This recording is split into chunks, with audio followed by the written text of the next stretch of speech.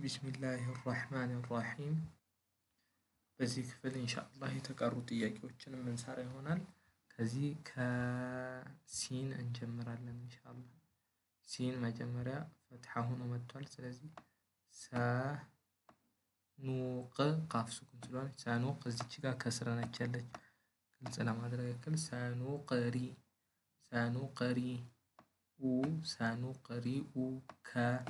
ሰኑቀሪኡከ አንድ ቃል። አሁን መደጋገም ሰኑቀሪኡከ። እሺ ሁለተኛዋ ቃል ላም ፈትሐ አሊፍ መጥቷል። ላም ላይ እቺ አሊፍ ነች። ፈላ ለነበር ላ ታርጓች ፈላ ሰኑቀሪኡከ ፈላ። ተን ምልክት የሌላት ሱኩን ነች። ተን ሳ አሊፍ ትንሿ አሊፍ ስለመጣች እናርዝማታለን። ተንሳ ከፈላ ጋር ስናያይዘው ከዚህ ጀምሮ ፈላ ተንሳ ሰኑቀሪኡከ ፈላ ተንሳ። በዚህ መልክ እናነባለን። ቀጣይ ላም ፈትሐ መጥቶ አሊፍ ማርዘሚያ መጥቷል። እዚህ ጋር ወላ እቺ የመጀመሪያዋ ቃል ወላ ነው።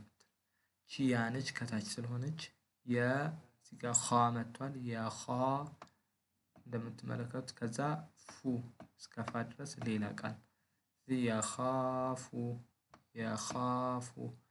የኻፉ ብለን የምናነው ወላ የኻፉ ዑቅ ባ ትረዝማለች። አይስነት ሃ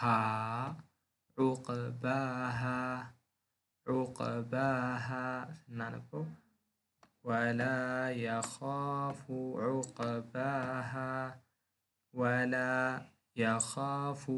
ዑቅባሃ በዚህ መልክ ማለት ነው። ወደ ታች እንሄዳለን። ወማ አድራከ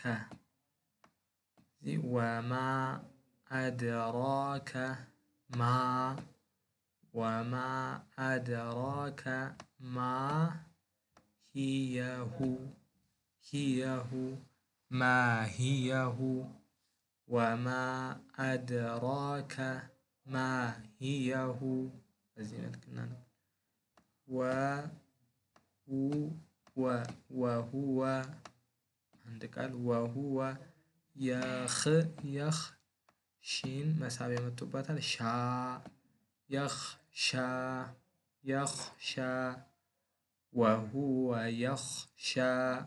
ወሁወ የኽሻ እንደዚህ ይሆናል።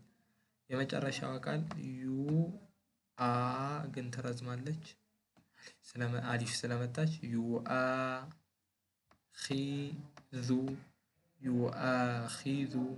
ዩአኺዙ ይሆናል።